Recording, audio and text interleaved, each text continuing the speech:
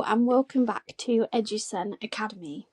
This is a podcast that aims to equalise education through playful learning. In today's podcast episode, we're going to be looking at defining play and the 7 rhetorics that have been made around it, defining playful learning, and also looking into defining SEN education. So let's get into the podcast episode.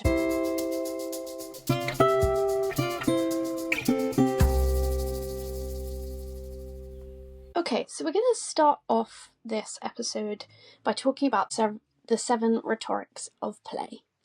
Now, the 7 rhetorics of play allow us to outline value systems that can be derived from play and playful activities. So the overall idea of these rhetorics is to categorise different things we can take away from playing. So these 7 rhetorics were created by a scholar in play called Brian Sutton Smith. He published The Ambiguity of Play, which is where the idea of the 7 rhetorics was introduced. So you might be thinking, what are rhetorics? So Sutton Smith himself defined the rhetorics as, and I quote, narratives that have the intent to persuade because there is some kind of gain for those who are successful in their persuasion. So if we take that into account when we're looking at the example of play within education and playful learning, it's important to understand the place of play within education and how it can be implemented into higher education as well. So just to briefly outline, the 7 rhetorics are progress, power, fate, identity, self, the imaginary, and frivolity. Okay, so the first rhetoric we're going to go through is the rhetoric of progress. Now, the outlining idea of the rhetoric of progress is that play should be developmental and progressive. It should allow evolution, development, and adaptation. So when we look at play within education, we want students to be learning things and we want their skills to be progressing through the playful activities. And obviously within a classroom, we always want to see our students progressing. This rhetoric also looks at the idea that play can influence the development of new knowledge, revised thinking, and scientific advancements. So through play, we can generate new ideas, we can generate new ways of thinking, and we can also prepare our students for the future. Or if we are teaching in higher education with adults, we can allow progression of ideas. And what I'm basing all of this episode off of is the resource that I have linked to the episode. And I've written down on each rhetoric within the resource a couple of ideas of games and things you can use within the classroom to address each rhetoric if you'd like. Or just the most obvious games that highlight specific rhetorics. And for this one, I have said maths and literacy games and then STEM-based challenges. When we look at STEM-based challenges, this could be, for example, the one thing that came to my mind when I wrote that down was, I don't know whether anybody's ever played it before or have been challenged with this before, but it's the marshmallow tower.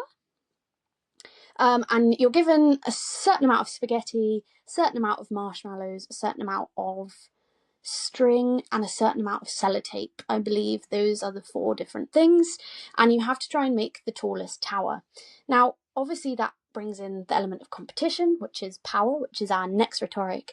But the main idea of this is that we're progressing the idea of how to build, structural engineering, and also the best way to advance our tower. So when I'm thinking about STEM-based challenges, it could be challenges like that. It could be other ones, but that was just the first one that popped into my brain when I wrote it down. Okay, moving on to the next rhetoric, we're going to look at power. This is the idea that play incorporates competition and dominance. Within games and within contests, there is often a hierarchical structure. So there's often a hierarchy. There's often a clear winner, there's often a clear loser. And that idea of power comes into play within games and within contests. So for my example activities, I've written down competitions like spelling bees and debate competitions, and then also classroom leaderboards. So I'm going to go into classroom leaderboards because I really do like this idea. And I think a lot of the time it can be useful for some of our SEN students. I know, for example, when I have taught students with ADHD or ADD in the past, really giving them a challenge or point system to specific activities allows them to focus on those activities because they've got that incentive there. And I think that that is a good idea. I don't think it necessarily highlights the power rhetoric, but those sort of leaderboards are really useful within the SEN classroom, I believe. And I remember when I was in primary school, always having like the golden stars, like you wanted to earn a golden star, or you wanted to earn house points, for example. That is competition. You are being the best you can, you're performing the best you can in order to earn those points or those stars. And that is the idea of power. The person who is at the top of the hierarchy is the teacher, because they're the ones giving out the house points, the stars. The people underneath are all trying to earn those incentives. And I think that that shows the clear hierarchical structure of the classroom, but also it enables us to track incentives and to incentivize our students and allow for that healthy competition within the classroom. Okay, the next rhetoric is a little bit different. It's fate. So when we think about fate as a rhetoric, we're thinking about how play can reflect destiny and chance. So there's always an element of play that isn't in our control. Or for some games, there is an element of play that isn't in our control. So, for example, this could be games using dice, games using cards. In my little example section, I've written down Sky Joe and Mantis. Now, these two games are actually games I've played very recently on a little trip away. On a Mantis card, there are 3 different colours that could possibly arise on the other side. You pick up a card and you say whether you want to steal or whether you want to score. If you say steal, you are trying to steal from another player that might have one of those coloured cards. You turn over the card, and if the player has that colour, they give you those coloured cards that they've got. If you say score, you again turn over the card. If you've got that colour, that colour card goes to the top, and those are your scoring cards. And you're trying to get to 10 cards at the top of the scoring pile. You don't know what's on the other side of that card when you see the card, because there's 3 different colour options. It could be any of those, and you never know what colour you're going to get. So that's a really good example of how fate can play into games and play into play.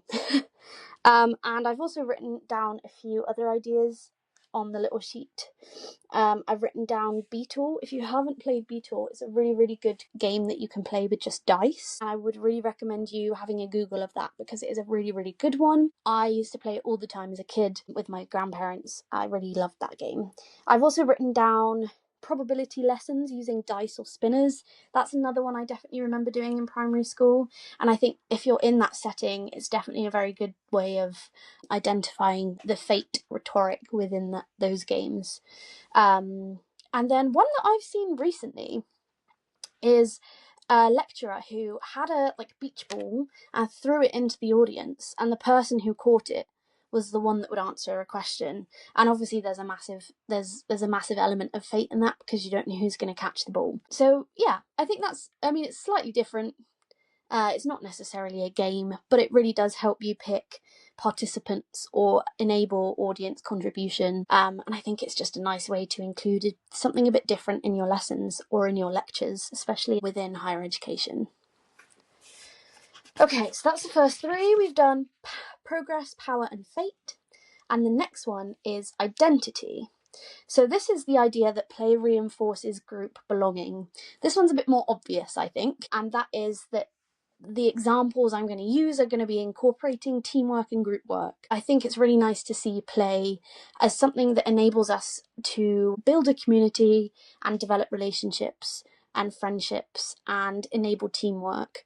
And obviously we all know as adults that teamwork is a massive part of everyday life. I am working with teams and groups to share knowledge, to learn from each other, to create presentations, all those sort of things. And then obviously within jobs and within the corporate world, there's always going to be teamwork involved there. So some of the examples I've written down are escape rooms, scavenger hunts. Those are both things that you work as a team to try and either escape the room or collect as many objects as possible. And another one that I've never actually played myself, but it always seems really fun, is capture the flag. And that's obviously an idea of two teams working against each other, or multiple teams working against each other, trying to capture each other's flags. And you have to work as a team and as a group to try and capture the opposite team's flag and not get caught. So I really liked that idea. I definitely think that within my teaching I need to try and incorporate that in the future, because it's definitely a very cool game. And it's a bit of fun, isn't it? Okay, so now looking at the opposite of identity, we've got self, and that's the idea that play is about a personal experience. So this one focuses more on individualized play, and it highlights an individual's experience of play and of games, and it enables reflective practice and self-evaluation.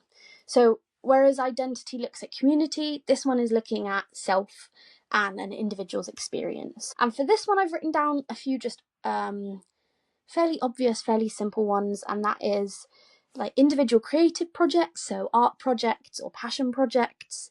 And I've also written down show and tell, because when I was thinking about this idea and what I could put forward as an example activity, I always remembered show and tell on a Friday. I don't know whether anybody else ever had it, but on a Friday in primary school, we would have a little time slot of about, I think it was probably about a minute, but it felt like a whole hour when you were a kid, to bring in an object and to display it to the class and present it to the class. And obviously you stand at the front and you show and tell this object, and that's a very individualized game because it's all about your perception of the object and your understanding of the object that you're presenting. And it's just one of those, it was quite a nostalgic moment because I was like, oh, I remember doing show and tell when I was in primary school, and yeah, it was definitely a lot of fun when I was a kid. Okay, so now we are coming on to the 6th rhetoric, and that is the imaginary. This one's, again, slightly more obvious. This one is looking at creativity and fantasy and how play can really bring those things out. So it looks at exploring the world through a creative and artistic lens, and it enables transformation, imagination, fantasy, and fiction within play. So some of the examples I've written down on the resource are storytelling, drama productions, role-play games. So for example, I think back to going to the battle reenactments that they used to do in my nearby village, or when you used to pretend to run a cafe or a shop, those sort of things. You really do see the imaginary having a role in those because it's all about storytelling and about fiction. Okay, so the last rhetoric we're going to look at is frivolity, and this one is one that is slightly more divisive, I think, because this is seeing play as trivial or wasteful. And there's a quote that I've written down on this resource that says, "Play is foolish, and that is the point." I think the main idea of play, and I think definitely as adults we forget this, and especially if we're trying to implement playful learning into higher education, is that it should be fun. You know, if play isn't fun, then we're not going to be motivated to do it. It's not going to have as big of an impact. But when we are learning through play, we really do take more out of it and we do really enjoy it more. So we have bigger motivation and it has a bigger impact on us. So for these ones I've written down, again, escape rooms, because they're quite trivial. You know, there's not necessarily a point other than getting out of the room, but they're quite fun. I've written down childish play, like ball games, card games, you know, tags, stuck in the mud, that kind of thing. And it's all just about enjoying it. Although it's trivial, we do still take something out of it. And I think I wrote down a quote somewhere that was saying that the playful mind is still learning through play. Even if you're just having fun at the time, you're still learning through that act, which I think is really interesting. Okay, so just to like round up, I guess, this first section of the podcast of looking at the 7 rhetorics of play, I think I want to just go through a way that I've seen the 7 rhetorics subcategorized. It's broken down into 3 subcategories, and these are social and cultural, so that would count as power, progress, fate, and identity. I've got individual experience, so that would be self and the imaginary. And then we've got critical or ironic, and that would obviously be frivolity. I think that the most important thing to take away from the 7 rhetorics of play is the idea that Sutton Smith was arguing that there's no single meaning or definition to play. There's so many layers to it, and that's where the rhetorics come in and those value systems come in, because we can take so many different things away from playful learning and from playful activity. So now we've looked at the rhetorics of play in itself, we're going to go on and look more at the specifics of playful learning.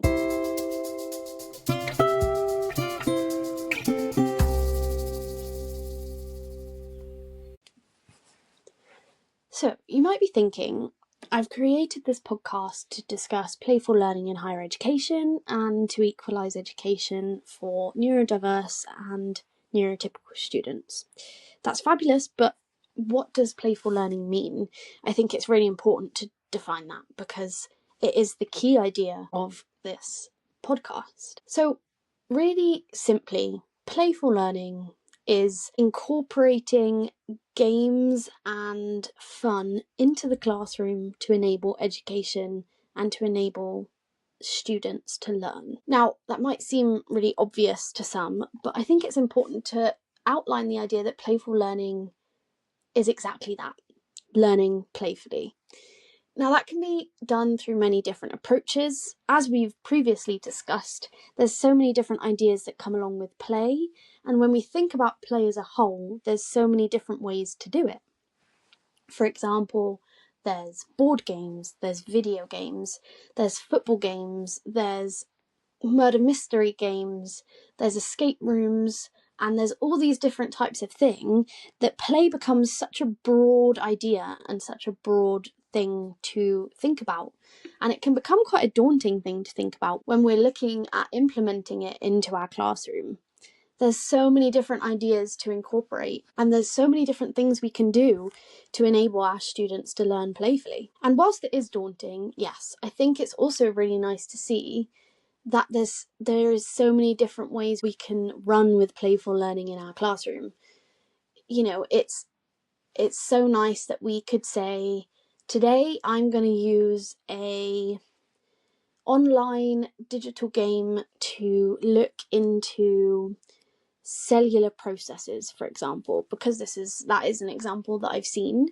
Or I'm going to look at incorporating teamwork into my classroom with a game of capture the flag.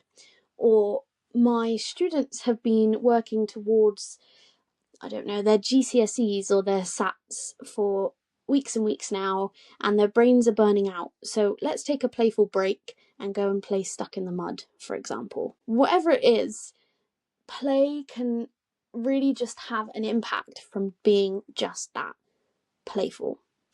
And I think it's nice to be able to see that our classroom can include fun and games while still enabling students to learn. So I think that is the simplest way of defining playful learning, really, is it's a way to focus students on educational values and on different curriculum points through an alternative way of learning, which is through play.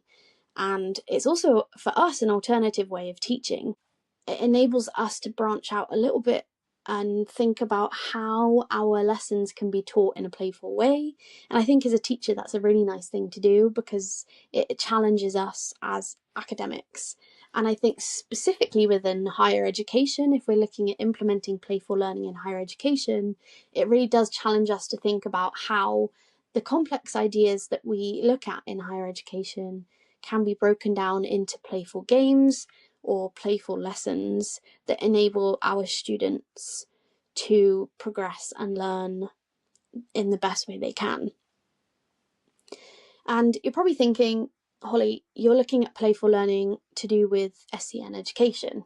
And yes, you'd be absolutely right, I am. And I think I just want to briefly touch on that, really, because playful learning can be used for any audience. That is my main argument. Everybody can use playful learning to develop their education and to help them learn. But I think one of the really nice things with the diversity we see within play and within playful learning is that it provides so many options for our SEN students, and it means that you can set up games for those SEN students or for neurotypical students. They can all be getting on with different games and have their own individual experience of those games and their own individual experiences of their learning. And I think that's really nice because obviously within classrooms, we see multiple different forms of SEN requirement. Every student has a different requirement and a different need and a different learning style. So if we have multiple different types of games we can use, it really does mean that we can address every single student within our classroom. And I think that that is the takeaway message from this podcast and from EduSEN Academy, is we want to address every single student and every single student's needs, and the diversity seen within playful learning and the ability to learn playfully within the classroom enables us to do that really nicely. And I think that fun and games and play can definitely be looked down on in terms of education, but it's something we should definitely be incorporating into our lessons and into our classrooms to enable our students to learn in the best ways possible and the best ways possible for them. Okay, so when I was reading up about playful learning, I came across this project in one of the papers I was reading, and it was really interesting. It's called the EduScapes project, and it's a playful learning approach to a pedagogic model. And within this, there was multiple groups of 3 to 5 students, and they were tasked with creating an escape room.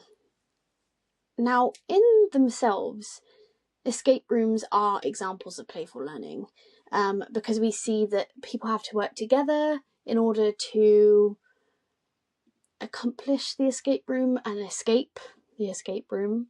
And there's also that element of learning and also playing within the escape room to try and figure out the different puzzles and things like that.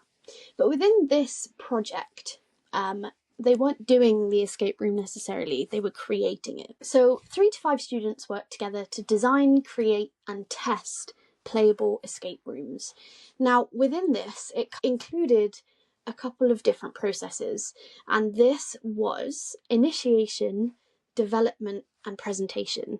And we're going to run through each and then also go through the different learning elements within this project. So initiation within this was to play just a normal escape room. At the end of the day, you need to know what an escape room is like and what sort of things you should expect to create within an escape room. They also had a workshop on puzzle and game design. So obviously within an escape room, you play different puzzles and you play different games in order to unlock different parts of the escape room. And so looking at that, obviously there's a massive element of learning within that, because they're learning how to design games, they're learning about an escape room, and they're also doing an escape room as well. So next thing is development.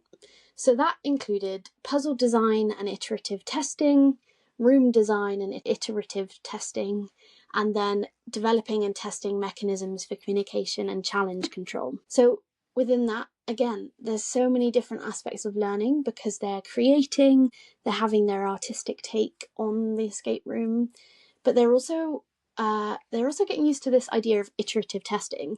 And what we mean by that is that it's going to be repeated. It's not going to work first time. There are going to have to be failures, and it's going to create a cycle of productive failure. Now, I think that failure in modern society is very much feared, and I think that both playful learning and this example project of playful learning really does challenge this fear of failure, because playful situations and games allow people to fail in a safe environment, and that is really important because it enables us to learn. It also enabled students to build up resilience and to enable continuous improvement, and the resilience and the improvement all meant that they could try and progress as much as possible on their design. This whole project really focused on the fact that nobody would ever create a perfect escape room straight away, That just wasn't possible. We needed to have that failure to allow the designs to improve and to progress. At the third stage was presentation. So they ran the working escape room to an audience, and they were also allowed time to evaluate and reflect on their escape room. I think this is a really, really nice example, and I was really interested in it actually. Now, it was run in 2016, I believe, so it was quite a while ago. And it was run for a couple of years with different cohorts of students. But I think the really key things that could be taken out of EduScapes was, again, the failure and the safe environment for which failure was enabled. The creativity that comes with it, because it's just really nice to be able to create your own escape room. I mean, I'd love that task. Then there's also that aspect of collaborative problem solving. The teamwork and communication skills that would have come out of that would be absolutely amazing, and something that can definitely be used in the future for those students that took part in the project. The project supported measured risk-taking, creativity, and innovation. And I really did, when I read through this example, I really did just find it amazing how creative this project was, but how inspiring it was as well. Because I think that if we gave students the safe environment to fail and to be creative and to mess things up and to learn from those mistakes, people really would progress and really will progress a lot quicker. And I think that that is why playful learning is so important. I think EduScapes was a really nice example of playful learning because it incorporated those aspects of play, the gold standard aspects of play, such as puzzles and games, with those lesser thought about things like teamwork and design and creativity and communication. All of those things link together really nicely to create this playful learning project. And I think if we go back and look at this example through the lens of those 7 rhetorics of play we've previously talked about, we can see multiple of the rhetorics here. For example, we can definitely see progress. The students are progressing and improving their design throughout the process. We can definitely see identity because they're working in a team, they're developing their teamwork and their group work. Every student within that team is also going to have a self-experience, a personal experience of the project and of EduScapes, and a personal view of their escape room. We've got the imaginary is definitely coming into it because we've got the creativity and fantasy and that idea of creating the escape room in general. And then we do also have the idea of frivolity in there because there's not much of a point to escape rooms other than having fun. And I think that that is a really important thing within this project, was that it was so fun and it motivated those students to be productive and be motivated and be creative because it was so fun. And I think that that is the most important thing of playful learning, arguably. So I think that this was a really nice example. And when I read through it, I knew that I had to talk about it on the podcast because I just thought it was such a lovely way of looking at learning, education, but also play as well. It incorporated so many of those different aspects in such a nice project.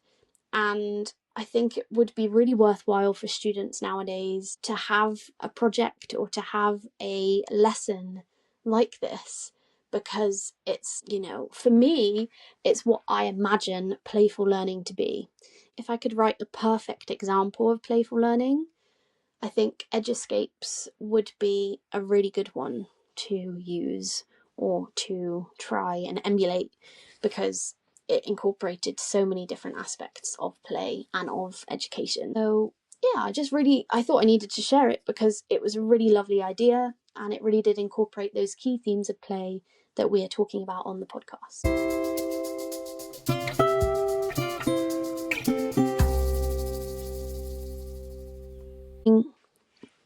Okay, so now we've looked at defining play and playful learning, let's look at the SEN focus of this podcast.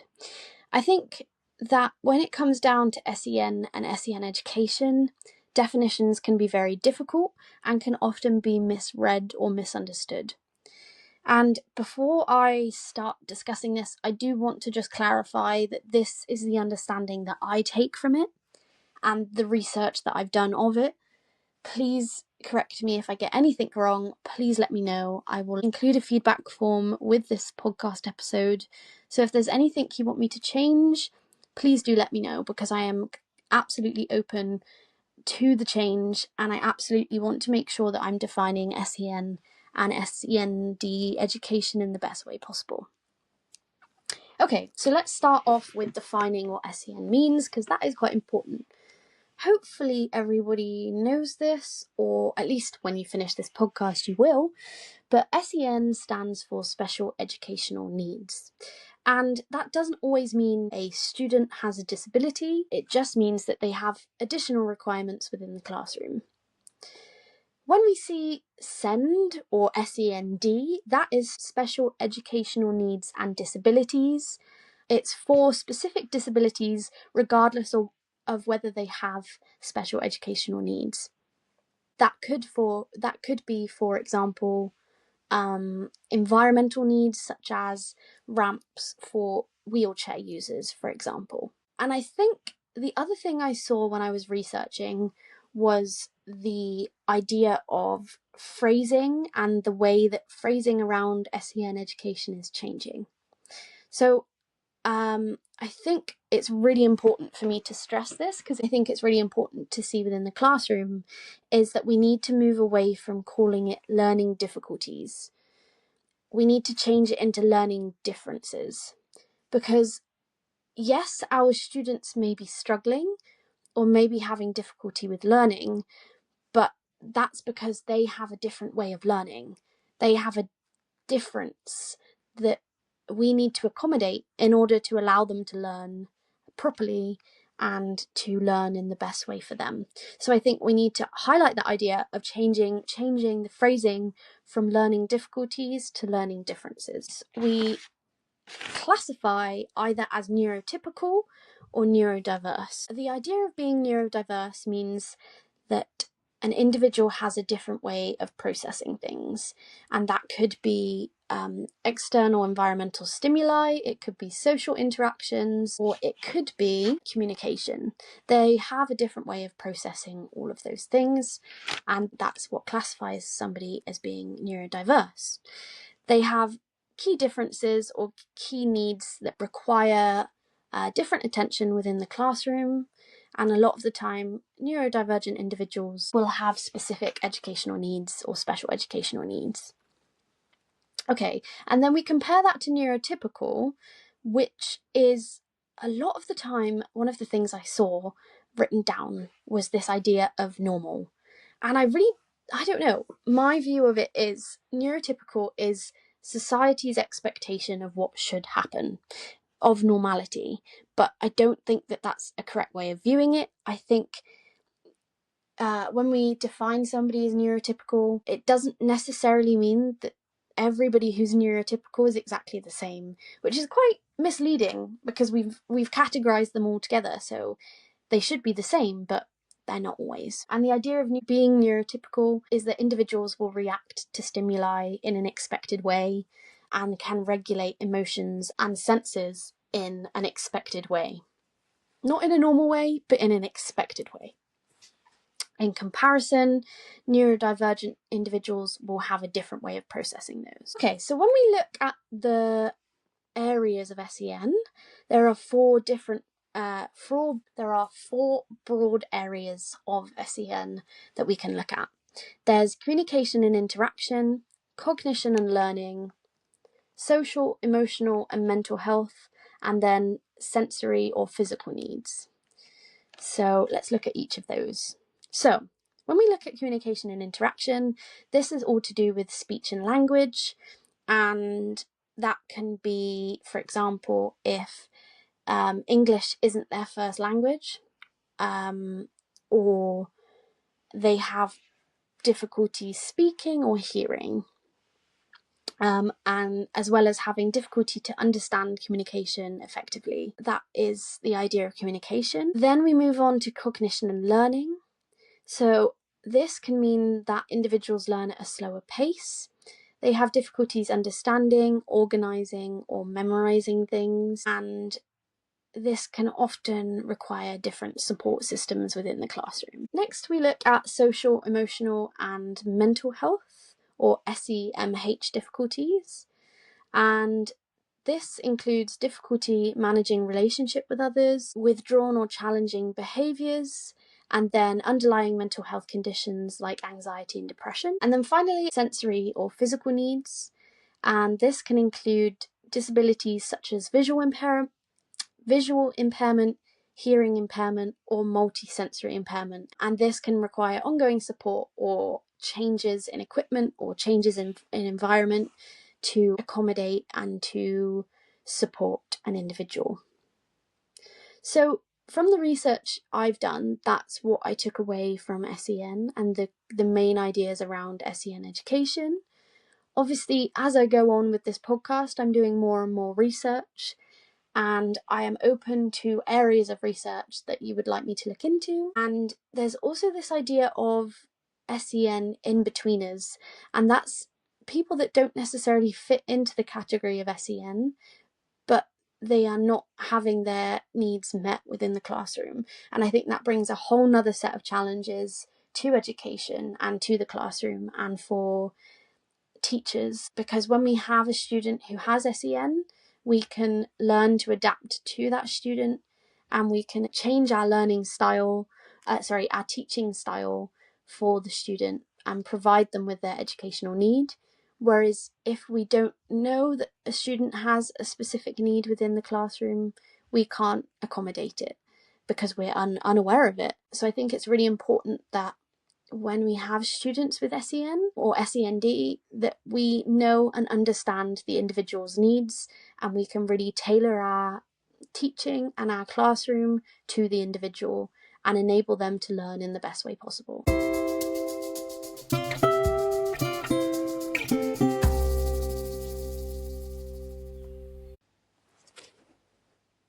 Okay, so in this podcast episode, we have looked at defining the 7 rhetorics of play as laid out by Brian Sutton Smith. We've looked at defining playful learning and exploring an example of this through the EduScapes project. And we've also looked at defining SEN education and the definitions within SEN and SEND teaching. So I hope today's podcast has been interesting and has allowed you to learn something. Please remember to check out the attached PDF with the resource that goes with today's session. And as always, please remember to leave a comment if you would like me to look into anything in particular, if you found anything particularly interesting, or if you have any feedback for me.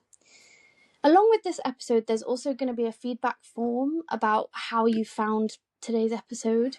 I would really appreciate it if you could fill this out. It's really going to help me in my dissertation and my dissertation work. So thank you for listening to today's podcast. I will see you again next week when we will be discussing the neurobiology of play.